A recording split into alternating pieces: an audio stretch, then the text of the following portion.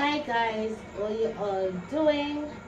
So tonight, my daughter is gonna ask me some questions, and I'm gonna answer as best as I can.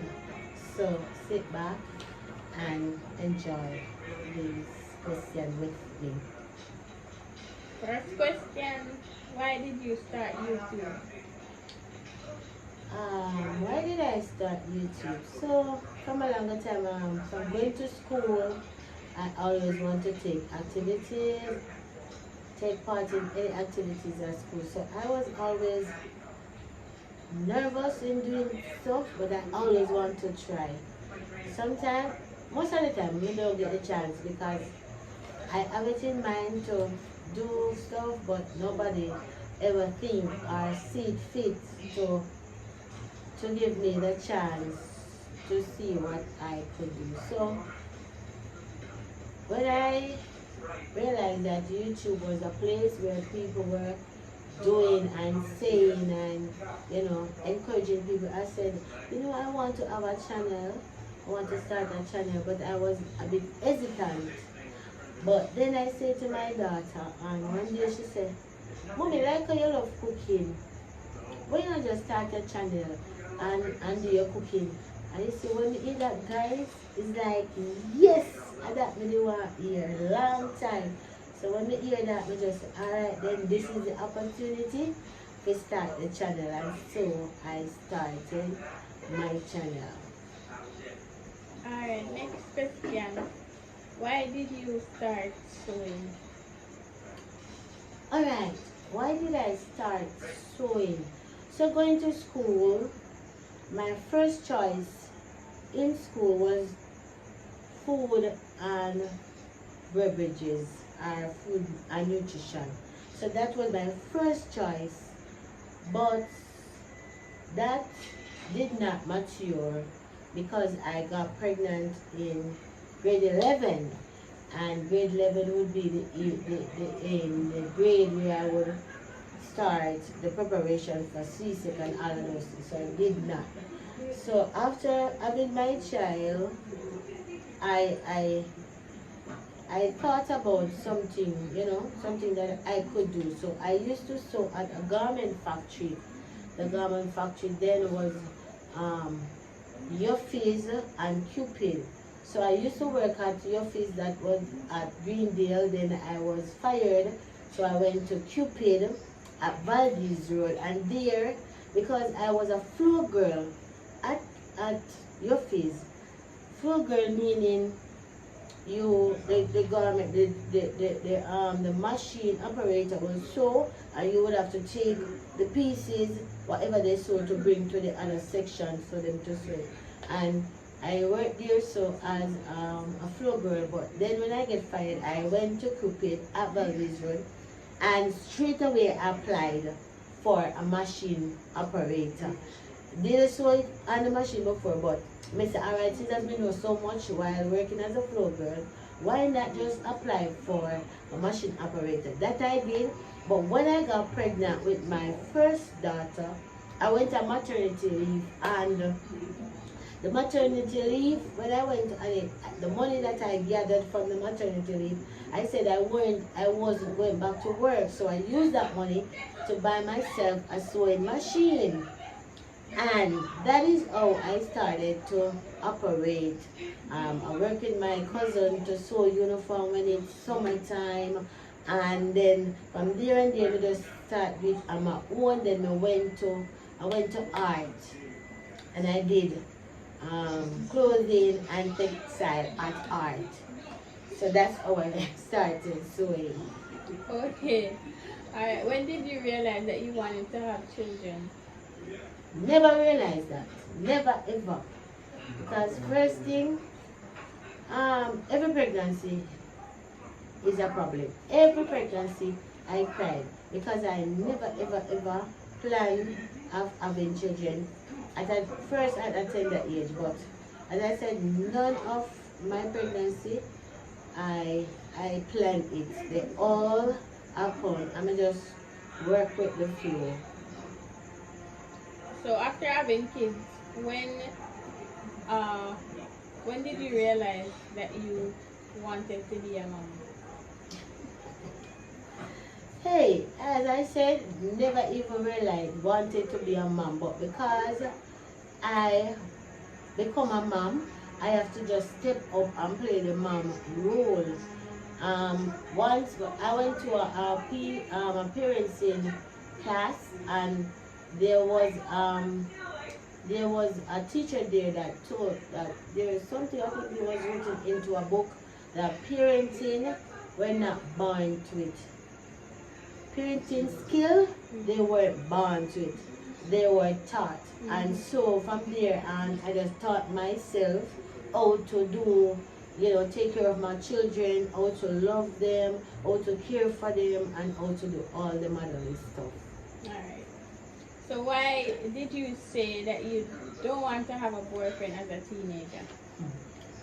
Don't want to have a boyfriend as a teenager because it's distraction and it hinder you from achieving your goal. Boyfriend as a teenager is distraction and it hinder you from achieving your goal. So I said no, no, no. Wish I did that though. Wish I did that because yeah. What was life like as a kid? Alright, what was life like as a kid? So growing up as a kid, what I remember mostly about my kid life is like, because we were a lot. My mom has 14 kids, and so not all 14 was at one place all the time, but in as far as I can remember, it was like 6 of us. Me, my sister that I follow, and 4 brothers that follows me. And so growing up as a kid, always I run up and down, little bit black, ear picky, and all of them something there. Love to do kids things like ramp when moonshine time with a outside a player, and we lie down in the moonshine and we farm out stones around whoever lie down. So those were fun memories. Those are the memories I can remember as a kid. As far as basic school, I don't remember as far as basic school, but primary school, remember as a kid at primary school, I was this little shy. I always want to do things but still shy. And most of the time don't get the opportunity to do it. But, that is one of the reasons that is propelled me now to start the channel. Because what I couldn't do then when I was a kid, I can able to do it now. And the next thing, I realized that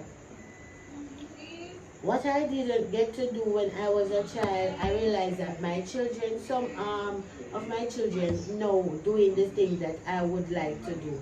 For instance, my daughter, I wanted to go to St. Jago High School, but I did not get that chance. But then my daughter came and she went to St. Jago High School. Yeah. Alright. Give me the name for a family member or the initial. I'm going to provide you with the initial, the first and last initial of a family member's name, and you're going to guess whose name it is. So the initials are MM. Emma. Yeah. Emma.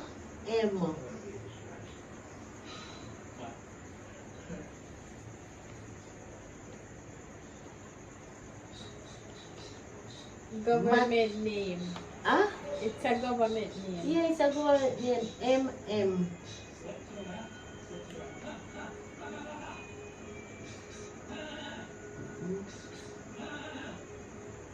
It has to be Makiba Mowat. Who's your Makiba? Makiba Mowat. If it's not Makiba Mowat, who else? Who is Makiba? Ronnie? No.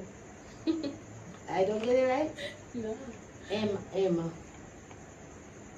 Alright, I'm gonna give you the answer. It's Matthew Medvinta. Uh-oh. Uh-oh. That one was a little bit hard. Alright, so as 17-year-old Jacqueline, if you could give an advice to a younger person or your younger self, what would it be? Alright. As I said before, I would say no boyfriend for teenager. So that would be one of the first what do you call it? First Advice I would give to a younger person my age, or to me as a 17-year-old girl, stay away from sexual activities. As a teenager, it's as I said before, I may so that I'm repeating myself, but it's a distraction. It hinder you from achieving your real goal, and then later in life, you'll end up sorry. And it's not just sorry, but it can affect you in such a way that if you are not firm, if you are not grounded, then you won't able to catch up back what you missed out or what you lost. I have been through it, so I am telling you as an experienced person. No, so no. Never you get involved in sexual activity as a teenager. Wait until you finish school, because you won't, if as long as you live, you have all the time to do that. So that would be my advice to my younger self at 17 years old. Alright. How did you feel when you found out you were having your first child? My boy, devastated. Devastated, embarrassed, afraid, sick mentally. Yes, mentally I was sick, because when I look and see the dreams that I had, everything just go down the drain. Not to mention, the socialization with my friends at school, everything just shattered. Graduation, I did not get a graduation. I did not get to do what I wanted to do in life, and it also affects me up here, because I continue to think on those things, and I was thinking on the future, what the future would like and all of that. So yeah, I was really devastated. I was really afraid. I was really, sad. There were days when I would just sit down and say, how far, yes, disappointed, how far I would reach. But because of this teenage pregnancy, it hinders me. And so, yeah, I was very disappointed with myself. But thanks be to God, because I'm a firm believer in God. And that is what kept me most of the time, because as I said, it does affect me. It did affect me, and I was to pray a lot and ask God to take this, this anxiety, this, mental feelings, take it away completely. Today, here I am. Thanks be to God. Yeah. So I was really devastated. Alright. How do you think your children would describe you as a mom? Ah. Mm.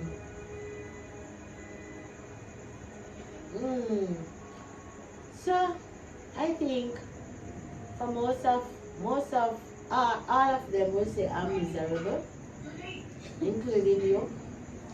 And you would say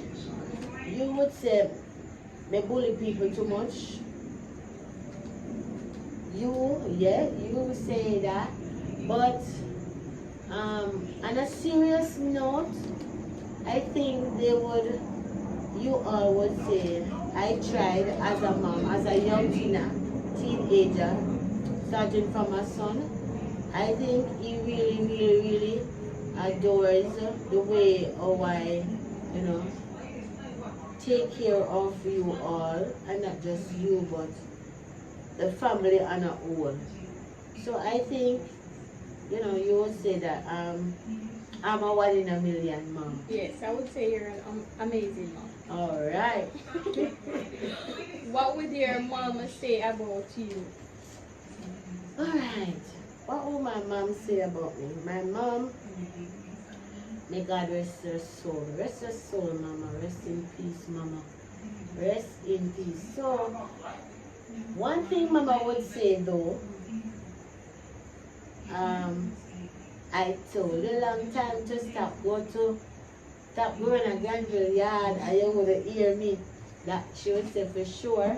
But on a serious note, right now, I know she would really, really proud and thankful and happy, because you know we have been together for all our lives, and it's only death part us. And even while she was here, even when I was younger, you know, I was a person that she would call, and most of the time, remember, it was just 6 of us, my sister and my 4 brothers, and most of the time she would call me if she's in the kitchen, because my mom would always be in the kitchen, and she would always call me, Nels, bring this, Nels, bring that, Nels, go there, Nels, go there.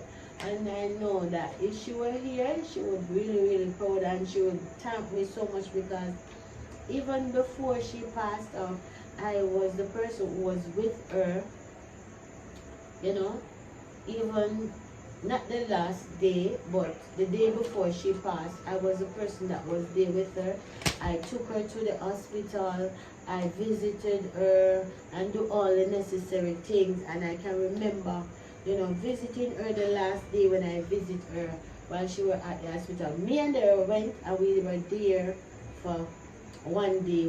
I spent the day with her at the hospital, and I was, you know, taking care of her, pushing her to the bathroom, you know, clean her up, and she just say, thank you, thank you, thank you, Miss, thank you. And you know, if she were here today, I know that she would really be proud of me, to way how I treat her, not just when she was sick, but all the time. I always, you know, have that love in my heart for my mom, my dad. I try to respect and treat them the best way I can. Though, when I was younger, I thought she would just call me to do everything, anything. And I thought that was very annoying when I was younger, because like, mama call somebody else now? Why have to be me all the time? Me a cook, me a wash and pack them. Yes. And you know, those were days when I was younger, but as I grew older, I understand the mother role, and so, you know, I love her. May her soul rest in peace, mama. You are not here, but I know that if you were with us today, you would be so proud, and you would say, even though you were saying, I tell you to stop going to Granville Yard, I know that you will be so proud to know that the same person, the same man that you were telling me about, he is the same person that become my husband. And to know how he take care of us, or he take care of his children, even you, because you always say, he's a nice and good son-in-law. Yes, so, Mama, may heaven bless you in life and also in death. Rest in peace, Mama. Mama, you. Big up yourself. Alright, on that note, the next question is, how do you feel about your mom passing? Yeah.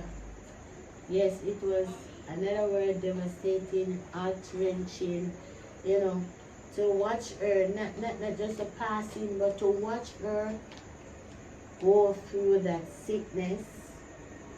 And every day I was there with her. Every day I was there with her. You know, I would see her cry, I see her laugh, I see her go to church, rejoicing, dancing, singing all my life, you know. And it really rocks me when she took sick. Mhm. When she took sick, I could, you know, I used to pray with her. There were days when I take her to the bathroom and I was, you know, helping her, and I would just pray with her and pray to God that this whatever this is would go, and it didn't go, but God knows why He see fit to let her rest, because we didn't want to see her suffer more than how she were, experiencing some pain, and we couldn't help and all those things. So, it really, really hurts. But on the other hand, we thank God that, she did not suffer too long with that sickness. And it was a devastating night when I got the call to say, you need to come to the hospital like such and such a time. And I was nervous, I was shaking. There were so many things that was happening in my mind. I think of it and say, okay, this must be it. But then I was so nervous, I was shaking. So many things was happening in my head. It took me a while. It took me probably like 15 to 20 minutes to call my sister and said, hey, I just got a call from the doctor and it said that I should come to the hospital. And my sister said, When I get a call in this hours, you know what it is. And it's like, it was so sad that we didn't even let our father know. After coming back from the hospital the night, we didn't let our father know what was happening until the morning. And we all gathered up. Oh God.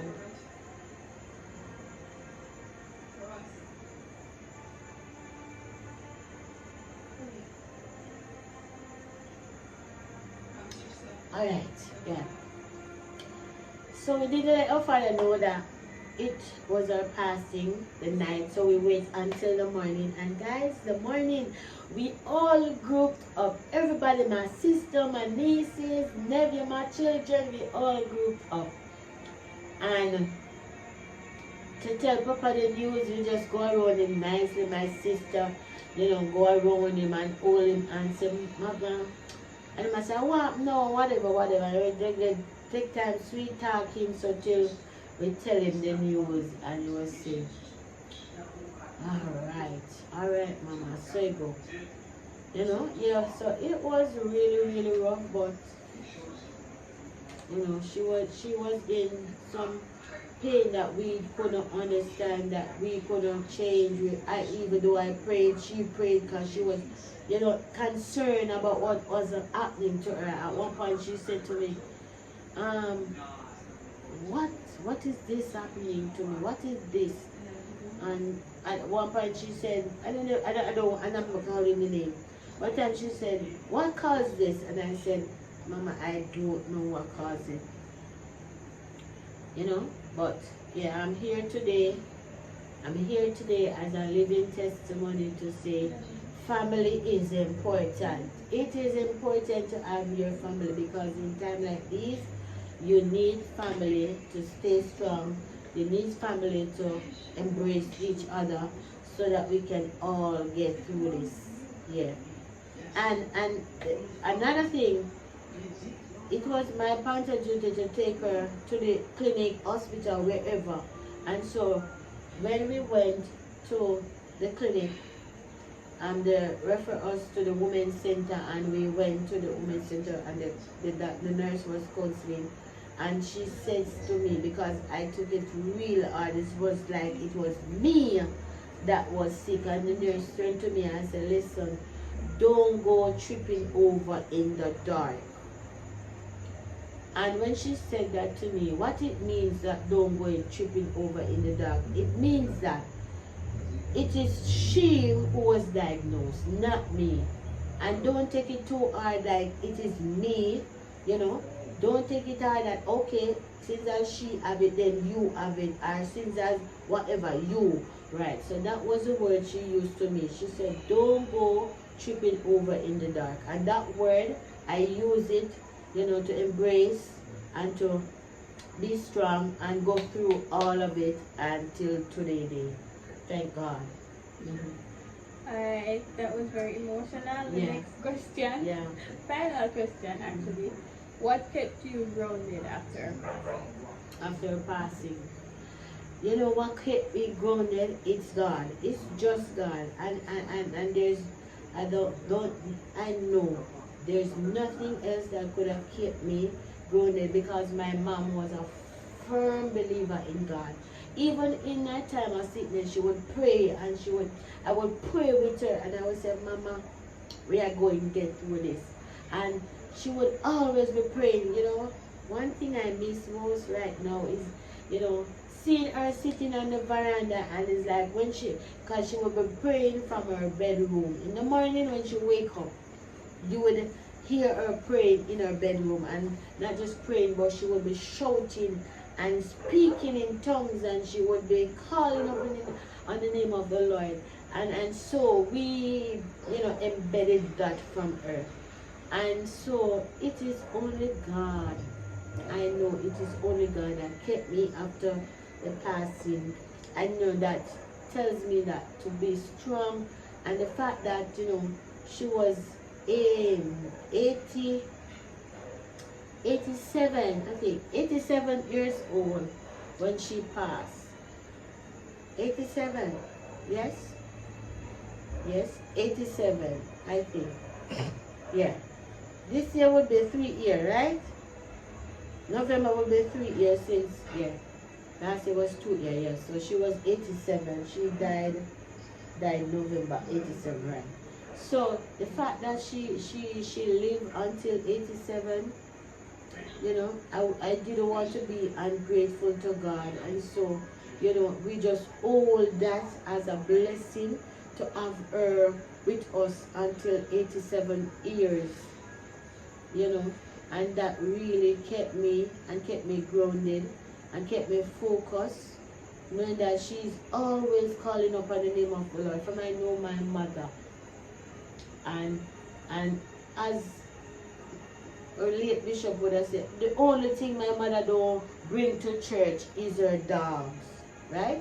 My mama take everybody to church, everyone. No matter how small we is, she would take us to church. Sometimes we're tired and we sleep. When church about, we are asleep, but when church come, when church over, we have to wake up and we walk with foot come home. That my mom was. And so it is only God that kept me grounded, and I myself is a firm believer in God. I believe that without God, there is nothing that we could ever do. He is important. He is essential. He is, I just can't find words right now to explain how much God is to us. And as a family, I recommend all the person, everybody who have not accepted Christ as their Lord and Savior, to do so. Give him a chance in their life, and you'll see how you work, on your behalf. He has been working for us. He has been working for me. He has been working for my family. And I have testimony. I have heard loads of testimony to share how good God is to me. As I said, getting pregnant at the age of 17, it was depressing. It was devastating. But today, here I am. Had it not been for God, I could not make it. And so tonight, my message, is to send to every person that will come across this video. First and foremost, we must acknowledge God. Without him, we are nothing. As the song said, we are nothing, like a ship without a sail. And so I will encourage every family to take up the name of Jesus. Serve him, own him as your Lord and Savior. And not just that, but also family structure is important. When you have a supportive family, you will go through any storm. Yeah, I'm telling you. You will go through any storm and come out victorious, because I've been there. I've been through it, and I understand and I know that family is important. Whether it's father, whether it's a siblings, whether it's a children, whether it's husband or wife, it is important. Thanks be to God, we have a family structure that is, so unique. We are the best. Yes, we work together as family. Not all the time, not all the time, but most of the time, the family is important. And so tonight, I just want to give God thanks for assisting, helping me, to be the person that I am today. So I can share the love that my parents have handed down to me. I can show it down on somebody's else. Not just my children, but every children, every person that I meet, I can share this love with them. And so I encourage parents, to love your kids, love your children, treat them well, teach them the right way, and so that they can become the person that, God so ordained them to be. And they will learn to love others, and so the love will grow. So tonight, it was a pleasure, my daughter, it was a pleasure for you to ask me this question, and it was a pleasure for me to answer them. Did I do well? Yes. Alright, thank you so much, guys. Remember, please to like, share, and subscribe to my channel. This is my Blacken saying, check it out, check it in. Remember to do good, right? Help somebody as you go along the way, so that your living will not be in vain. If I can help somebody as I travel along, then my living will not be in vain.